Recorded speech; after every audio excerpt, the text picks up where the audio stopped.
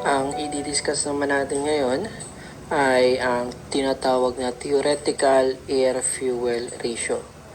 Ang ibig sabihin lang ito, ilan yung required na air para ma-burn natin yung given na fuel. Yung tinatawag na air-fuel ratio.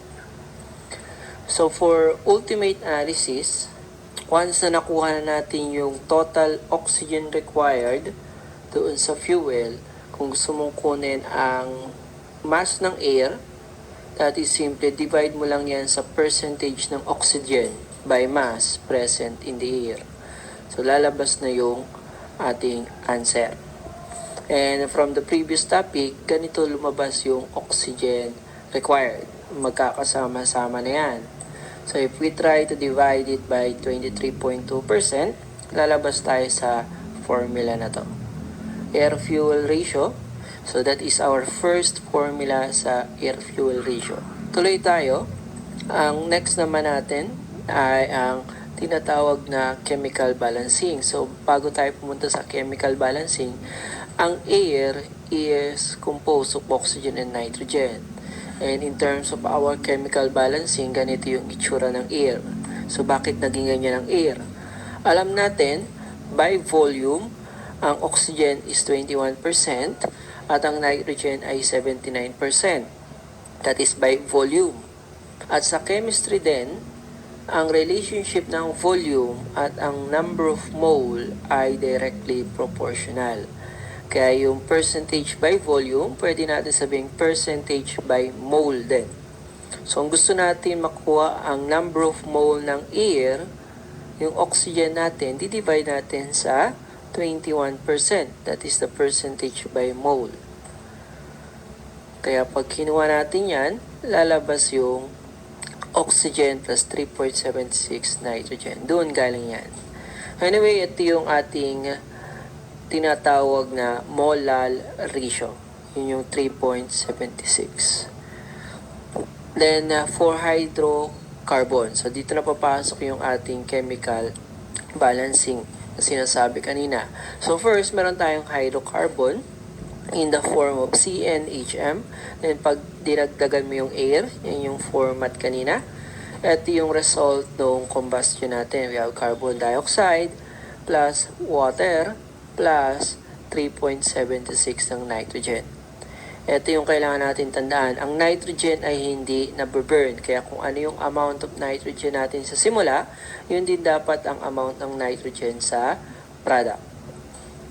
Ang air-fuel ratio is the ratio ng air. Ito yung air natin. At ito naman yung fuel. So, kunin mo yung mass nila. At ang mass natin is number of mole times the molecular weight. Kung tatandaan, babalikan natin. Ito ngayon kalalabasan ng formula natin. So, hindi na natin pa masyado papakita yung derivation. So, pwedeng ito yung formulang gamitin natin. May makikita mo naman yung pattern kahit paano. Sabihin natin yung pattern. Yung 32 is molecular weight ng oxygen gas. That is from 2 times 16. And 3.76, nandun yan sa chemical balancing. Ang 28 naman is molecular weight ng nitrogen gas from 2 times 14. Ang 12N plus M, galing yan sa hydrocarbons. Okay, kung gusto mong tanda yung formula na yan. Then another one, ito naman yung isa pang formula. Ang 34.32 galing lang rin yan sa naunang formula. Sinimplify lang, pinagsama na lahat. So, ayun yung formula natin kapag hydrocarbon ang given. Di mo na kailangan pa mag-chemical balancing. Basta yan na yung formula. Next tayo is the actual. Kung may theoretical, may actual tayo. So, for actual air-fuel ratio, ito yung formula. So, ano yung bago? Yung E. Ang E natin ay tinatawag nating excess air. Okay, so, syempre kailangan po maglagay ng air para pa-burn talaga yung fuel natin. Then, aside sa air-fuel ratio, meron tayong tinatawag na equivalence ratio. So, this is our formula. The theoretical over actual air-fuel ratio. So, makikita natin that is the same with 1 over 1 plus the excess air. So, ano ba yung gamit ng equivalence ratio? So, meron tayo ditong reference. If equivalent ratio is equal to 1, we say that is stoichiometric mixture. Meaning, enough lang yung air para ma-burn yung given na fuel. Next, if that is less than 1 naman, ang tawag naman natin is fuel lean mixture. So when we say fuel lean mixture, ay meron tayong excess air na given talaga. Meaning kailangan pa magdagdag ng air para ma-burn yung given na fuel. Then kapag greater than 1 naman, fuel rich mixture. Meaning, sobra-sobra yung fuel. Okay, so hindi siya na-burn. Problem number 5. A bituminous coal has the following composition: carbon of 71.5%, hydrogen 5%, oxygen 7%, nitrogen 1.3%, sulfur 3.6%, ash 8.2%, moisture 3.4%. For complete combustion, find the theoretical weight of air in kilogram per kilogram. Okay, so ang given sa atin ay ultimate analysis. When we say ultimate analysis ulit, given yung mga element, kung ilan yung percentage. Okay, ang ultimate analysis is mass basis. Our formula for this one is ito. Tandaan lang natin ang formula kung ayaw natin pang isipin yung pagdederive. Saan galing yan? Anyway, pwede naman natin balikan kung paano siya dinerive. So for now, that is the formula. Then simply substitute lang natin yung given sa problem. Then we will arrive to our final answer. Air-fuel ratio is 9.8 kg of air per kilogram of coal. Problem number 6. Liquid octane, C8H18, fuel is burned with ideal proportion of air. Calculate the ideal air-fuel ratio by weight. So, meron tayo ditong solution by chemical balancing muna tayo. So, at least alam natin kung paano mag-balance ng chemical equation. So first, meron tayong liquid octane C8H18 plus yung air. So tandaan natin yan ang equation sa air. Then will lead us the product carbon dioxide, water, then yung 3.76 nitrogen. So our solution sa balancing, maglalagay tayo ng mga variable. So let's say we have this A, B, C. And syempre, kung ikaw ay naglagay ng A dun sa air, maapektuhan yung nitrogen. So therefore, sa product, magkakaroon rin tayo ng A dun. So for the carbon, ito yung una natin ibabalance. So titingnan natin sa left side, ilan yung carbon. So we have 8 dun sa octane, yung kanyang subscript. Then wala na. Punta tayo sa right side. Ang may carbon lang tayo is carbon dioxide.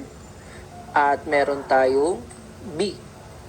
Wala siyang subscript. Yun lang yung numeric coefficient niya. So, ang B natin is equal to 8. In-arrange lang natin. Balanse na yung carbon. Next, babalanse naman natin ay hydrogen. So, tandaan yung sequence ng pagbabalanse natin. Carbon, then hydrogen. Tingnan mo sa kaliwa, ilan ang hydrogen? Meron tayong 18. Then, sa kanan, meron tayong hydrogen sa water. So, may subscript kang 2 at meron kang number of mole na C. Meron tayong 2C. Then, we have C na equal to 9. And ang last na babalance natin is oxygen. So, meron tayong 2A sa left side. On the right side, meron tayong 2B plus C. So, substitute natin yung mga nakuha nating value. Lalabas ang A na 12.5. So, balance na yung ating chemical equation. Ulitin ko, ang nitrogen hindi na binabalance. Basta ilagay mo yung A doon din sa product. So, our air-fuel ratio now is, we have the answer 15.05. Ang ginawa natin solution ay chemical balancing. So, this time, gagamitin natin yung formula given, C8H18. So, in the form ng hydrocarbon, we have N na 8, M na 18. So, ito lang yung mahalaga dyan. Meron na tayong formula na gagamitin. Last time, ito yung ating formula. So, either of the two. For me, yung gagamitin natin yung mas maikli. Then, substitute lang natin. Lalabas yung answer. Same pa rin, 15.05. Problem number 7. A typical industrial fuel oil C16H32 with 20% excess air by weight, assuming complete oxidation of the fuel, calculate the actual air-fuel ratio by weight. Okay, mahalaga yung by weight din. Anyway, pag hindi naman sinabi, ang default natin is by weight or by mass naman. So our given is the C16H32, N is 16, then M is 32, and we have the excess air 20%. So ang ating formula lang is ito.